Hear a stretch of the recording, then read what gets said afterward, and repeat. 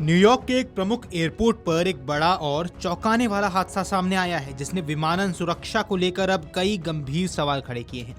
जानकारी के मुताबिक एयर कनाडा का एक विमान एयरपोर्ट पर लैंडिंग के दौरान एक फायर ट्रक से टकरा गया।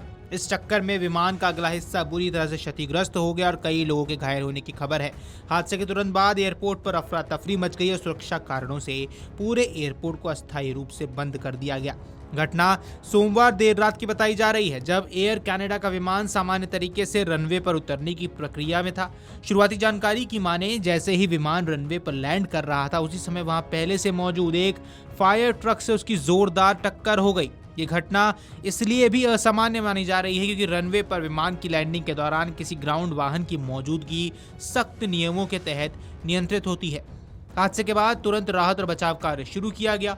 एयरपोर्ट के ग्राउंड स्टाफ, फायर फाइटर्स और इमरजेंसी टीमों ने तेजी से प्रतिक्रिया देते हुए यात्रियों और क्रू मेंबर्स को सुरक्षित बाहर निकालने का काम किया। घायलों को तुरंत नजदीकी अस्पताल में भर्ती कराया गया, जहां उनका इलाज जारी है। हालांकि अभी तक घायलों की सही संख्या या उनकी स्थिति के बारे में आधिकारिक तौर पर कोई विस्तृत जानकारी सामने नहीं आई है। आपको बता दें, इस दुर्घटना के बाद अमेरिकी फेडरल एविएशन एडमिनिस्ट्रेशन यानी कि FAA ने एहतियाती एयरपोर्ट पर ग्राउंड स्टॉप जारी कर दिया है, जिसके तहत सभी विमानों की टेक ऑफ और लैंडिंग पर अब रोक लगा दी गई है। इसका असर न केवल इस एयरपोर्ट पर बल्कि आसपास के अन्य एयर ट्रैफिक पर भी पड़ा है।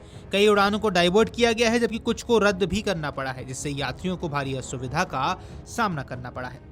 सोशल मीडिया पर इस हादसे से जुड़े कई वीडियोज और तस्वीरें तेजी से वायरल हो रहे हैं। इन विजुअल्स में साफ तौर पर नजर आ सकता है कि विमान का नोज यानी अगला हिस्सा पूरी तरह क्षतिग्रस्त हो गया है। कुछ तस्वीरों में फायर ट्रक और विमान के बीच टक्कर के बाद की स्थिति भी दिखाई दे रही है, जिससे हादसे की गंभीरता का अंदाजा लगाया जा सकता है। रिपोर्ट्स के मुताबिक इस घटना की शुरुआती जानकारी भी फायर फाइटर्स की ओर से ही सामने आई थी, जिन्होंने सबसे पहले स्थिति को नोटिस किया और फिर तुरंत अलर्ट जारी किया, जिसके बाद एयरपोर्ट अथॉरिटी और अन्य संबंधित एजेंसियां सक्रिय हुई। हालांकि अब तक प्रशासन की ओर से इस हादसे के कारणों को लेकर कोई आधिकारिक बयान जारी नहीं किया गया है। यहाँ सबसे बड़ा सवाल यही उठ रहा है कि आखिर इतने उच्च स्तर की सुरक्षा और सख्त प्रोटोकॉल वाले एयरपोर्ट पर इस तरह की घटना कैसे हो सकती है।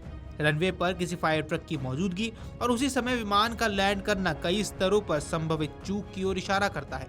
जांच अधिकारी अभी पता लगाने में जुटे हैं कि क्या ये घटना किसी तकनीकी गड़बड़ी का नतीजा थी या मानवीय लापरवाही के कारण हुई है। एविएशन एक्सपर्ट्स का यह मानना है कि रनवे पर किसी भी ग्राउंड वाहन की एंट्री बेहद नियंत्रित और अनुमति आधारित होती है। ऐसे में अगर फायर ट्रक रनवे पर मौजूद था तो ये समझना जरूरी है कि वहां उसे किस उद्देश्य से भेजा गया था और क्या उस समय विमान की लैंडिंग की जानकारी संभावित टीमों को थी या नहीं।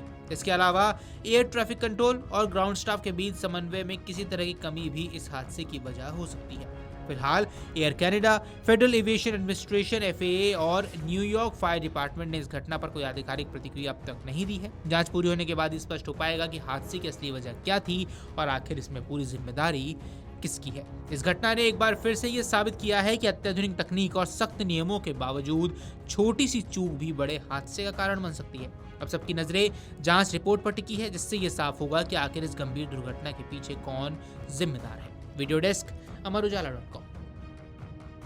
अगर आप ये वीडियो YouTube पर देख रहे हैं तो हमारे चैनल को सब्सक्राइब कर बेल आइकन दबाएं और Facebook पर देख रहे हैं तो हमारे पेज को लाइक करें।